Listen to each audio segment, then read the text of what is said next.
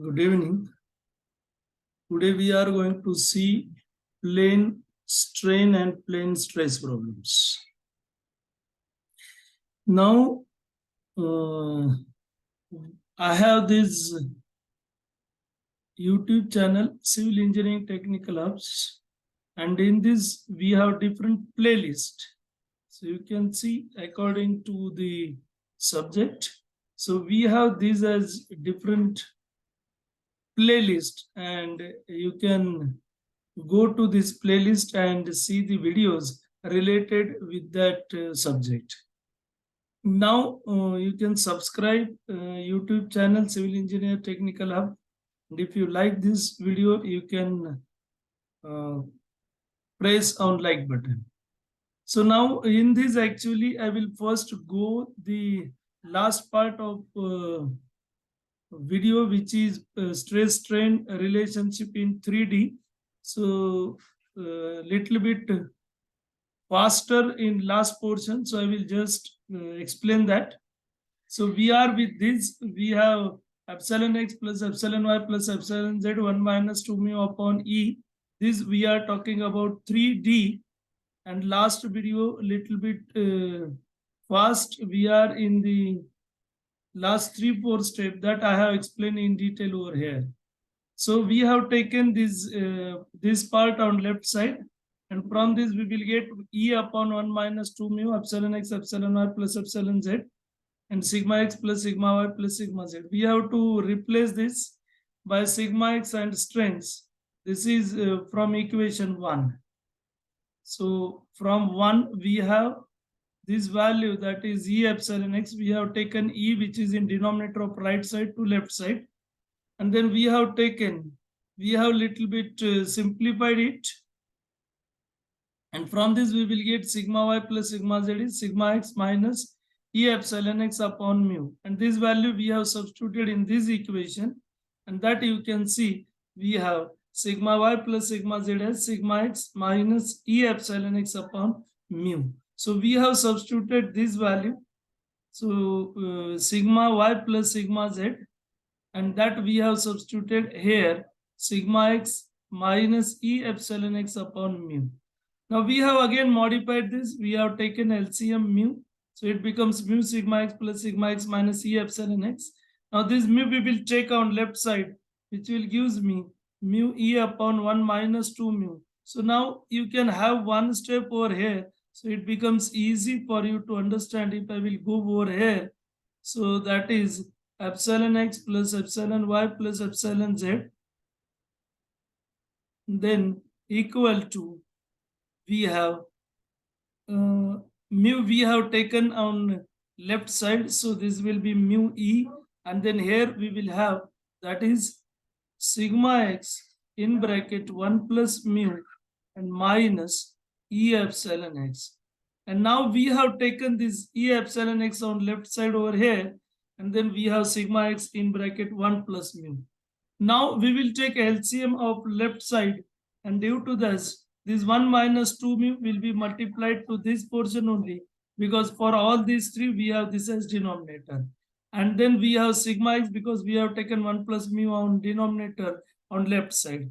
And now we have little bit modified it, that is we have this as 1 minus 2 mu. If we will consider these two terms, so that I have not explained actually in last video. So these terms you have related with epsilon x, and if you will take E into epsilon x outside, E into epsilon x outside, then you can have, here it will be mu in first term, and this term we have plus 1 minus 2 mu. And if you simplify this, you have E epsilon x in bracket 1 minus mu, and that we have taken over here, that is 1 minus mu epsilon x plus mu epsilon y plus mu epsilon z. And similarly we can write sigma y sigma z and all these values. So these were actually not explained in last video, so here we have taken LCM, and this term I have not clearly mentioned over there. So now we will go with plane strain problems. So now plane strain condition, what does it mean? Means we have strain only in two direction. That means our strain that is in third direction is 0. So I can say that is epsilon z equal to 0. Now, when it is where it will be possible. So when the body whose longitudinal dimension is large compared to other dimension and loading and geometry is same throughout. So if there is a small displacement, then also it will be, your strain will be very less, and that is negligible. And therefore we are going to consider these problems, these as plane strain problem. And best example we have that is of retaining wall. In retaining wall, we have length very large in comparison with our cross section. Now, due to this, as our third displacement is being 0, then we are going to get value of epsilon z that is equal to 0, because we have displacement that is in z direction, which is w, that is 0. And then we have gamma yz also 0, the gamma zx also 0, because in both these terms, we have w present over there. Now the remaining strain components will be as it is. So we have epsilon x dabba u by dabba x, epsilon y dabba v by dabba y, the epsilon z gamma yz and gamma zx. These three are 0. So we have only gamma xy, and that is dabba v by dabba x plus dabba u by dabba y. And likewise, we have these values that is of strain.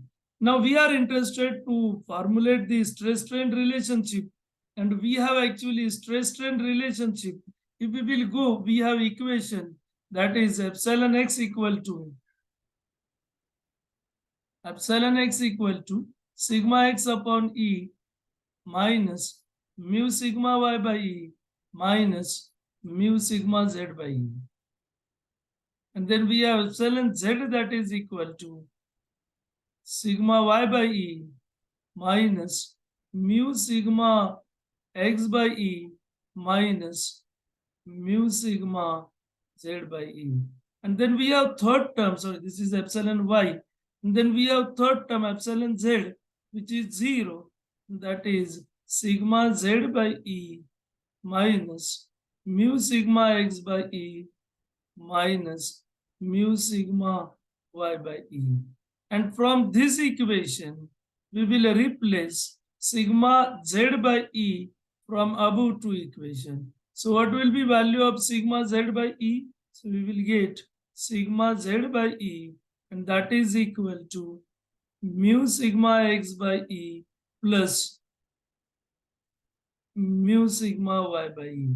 And we will put this value in these two equations, which will give us epsilon x equal to sigma x by E minus mu sigma y by E. Now minus, we have mu over here, so it becomes minus mu square sigma x by E minus mu square sigma y by E. Now if we will take sigma x common from sigma x terms, so we have sigma x by E in bracket 1 minus mu square plus minus mu plus mu square in bracket sigma y by E. Now if we modify it, then we will get equal to, now I will take sigma x by E and I will just make it as 1 plus mu into 1 minus mu minus, I will take mu common, so 1 plus mu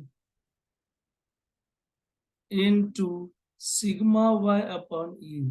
Now 1 plus mu E we will take on left side, so we will get E epsilon x upon 1 plus mu, and that is equal to 1 minus mu into sigma x minus mu sigma y.